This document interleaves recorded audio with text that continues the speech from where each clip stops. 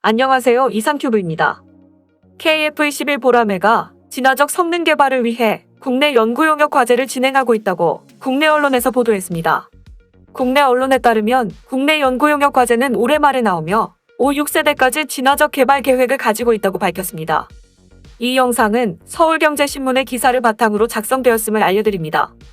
지난 9일에 시제기 롤아웃 행사를 통해 공개된 KF21 보라매가 어디까지 진화할지에 대한 윤곽이 오는 하반기에 드러날 예정입니다.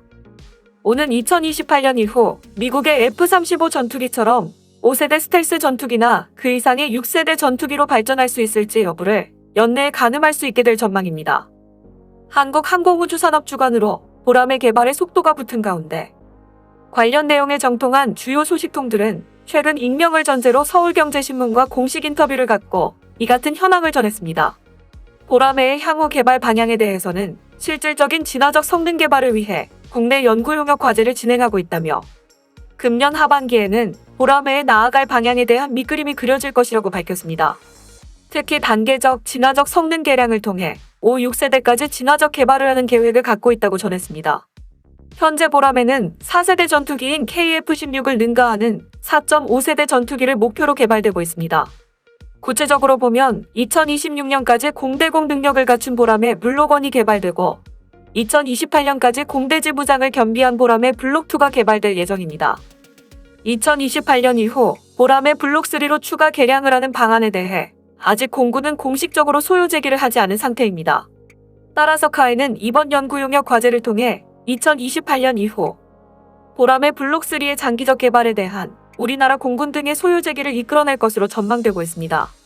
주요 소식통들은 보라매는 4.5세대 전투기로 시작하지만 저피탐 형상과 최신 센서 등을 적용하고 있어 언제든지 5세대 전투기로 성능 개량할 수 있도록 설계 단계에서부터 고려된 기체라며 추후에는 5, 6세대 전투기를 독자 개발할 수 있는 발판을 만들었다고 자신했습니다.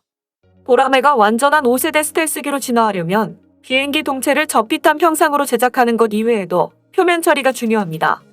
적의 레이더 전파를 흡수하거나 난반사 방지 기능을 갖추는 등의 기능을 내야 합니다.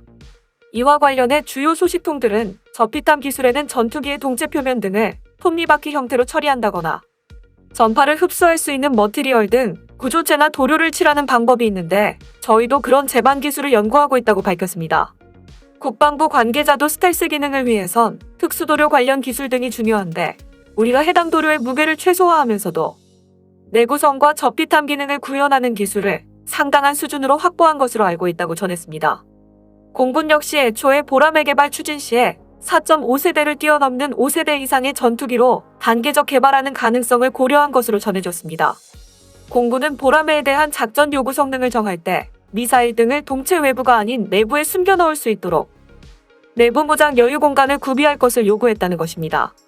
내부 무장창은 미국의 F-35나 F-22 전투기와 같은 5세대 전투기가 레이더 탐지를 피해 은밀히 비행하는 스텔스 성능을 발휘하기 위해 필수적으로 적용된 요소입니다.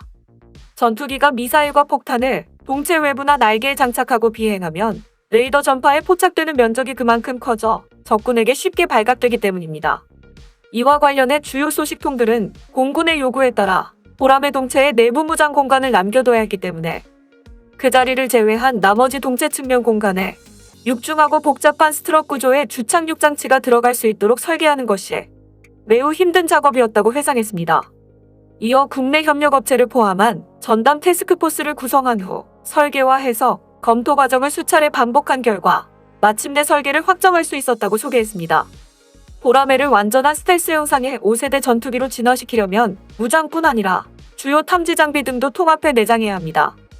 특히 열 신호를 탐지해 표적을 찾아내고 추적하는 적외선 탐색 및 추적 장비와 영상 신호로 적을 식별해내고 추적하는 전자광학 표적 획득 및 추적 장비의 경우 보라매 시제기에선 각각 따로 외장돼 있었는데 향후에는 이를 통합해 기체 내부로 숨겨놓아야 RCS를 줄여 스텔스 성능을 높일 수 있습니다. 이에 대해 주요 소식통들은 5세대기는 스텔스 기능과 내부 무장창, EO, TGP와 IRST 통합 내장 등을 주요 요소로 하는데 난도는 높지만 기반 기술은 확보했다며 충분히 개발할 수 있을 것이라고 강조했습니다. 또한 카이 등은 보라매 연구 개발 및 제작 과정에서 상당한 원천 기술과 노하우도 확보했습니다.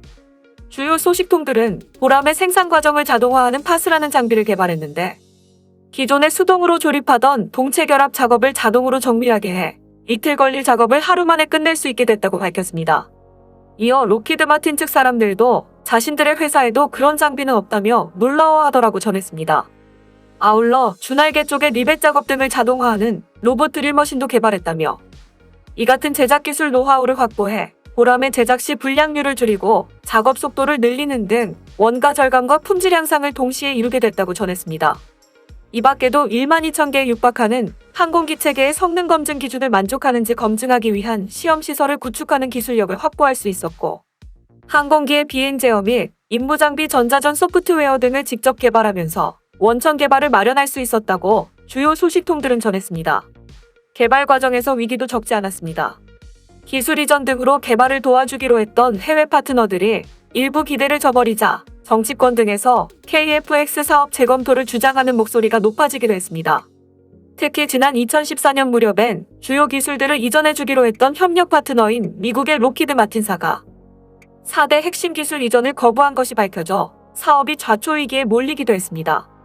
또 다른 해외 파트너 기업인 무그는 전투기 개발에 필요한 핵심 장비인 아이언버드의 기술 이전 기대를 저버려 보람의 개발에 먹구름을 들이우기도 했습니다. 아이언버드는 비행기 성능이 각종 극한 환경에서 제대로 작동할 수 있는지를 검증할 수 있는 설비입니다. 보람의 개발진은 무그의 기술 이전 거부에도 자체 개발에 도전해 4대 핵심 기술 및 아이언버드 등을 국산화하는 데 성공했습니다. 주요 소식통들은 록마 등이 기술 이전을 거부할 땐 솔직히 막막하고 이것을 우리가 개발할 수 있을지 걱정이 들기도 했다며 하지만 공군의 도움과 협력 속에 기존 해외 제품들의 운용 능력 등을 파악할 수 있었고 그간 우리나라가 항공기를 개발하면서 쌓아온 노하우를 바탕으로 도전한 끝에 시제품 개발에 이를 수 있었다고 전했습니다. 보람의 개발 및 양산에는 2032년까지 총 18조 원대의 자금이 투입되는 만큼 이를 통해 확보한 기술과 인력, 또한 인프라 등이 향후 사장되지 않고 차기 및 차차기 항공우주 산업의 핵심 자산으로 보존될 수 있도록 하는 것도 중요하다는 것이 국방 및 항공 전문가들의 지적입니다.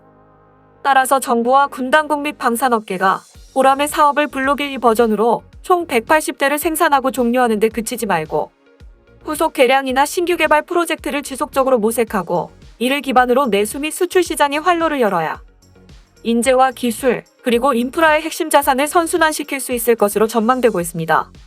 또한 현재 우리나라의 주력 전투기인 F-15K와 F-35에 대한 업그레이드 비용도 무시할 수 없습니다. 국내 언론에서 보도된 내용을 보면 F-15K의 업그레이드에는 5조 원이 들고 재작년부터 도입이 시작된 F-35도 지난해 미국으로부터 업그레이드 통보가 와서 협의를 진행하고 있다고 밝혔으며 재작년에 갓 도입한 F-35 40대에 대한 업그레이드 비용은 F-35 세네대 값인 3천억 원이라고 말했습니다. 따라서 두 기체에 대한 업그레이드 비용과 유지 보수 비용은 앞으로 무시 못할 수준까지 불어날 것입니다. 하지만 KF-21이 5, 6세대 전투기로 진화할 수 있다면 F-15K와 F-35를 대체할 수 있는 가능성이 생겨 업그레이드 비용과 유지 보수 비용을 아낄 수 있습니다. 과연 KF-21의 진화적 성능 개발을 위한 국내 연구 용역이 어떠한 결과를 낼지 주목됩니다. 이상 마치겠습니다. 시청해주셔서 고맙습니다. 이상큐브였습니다.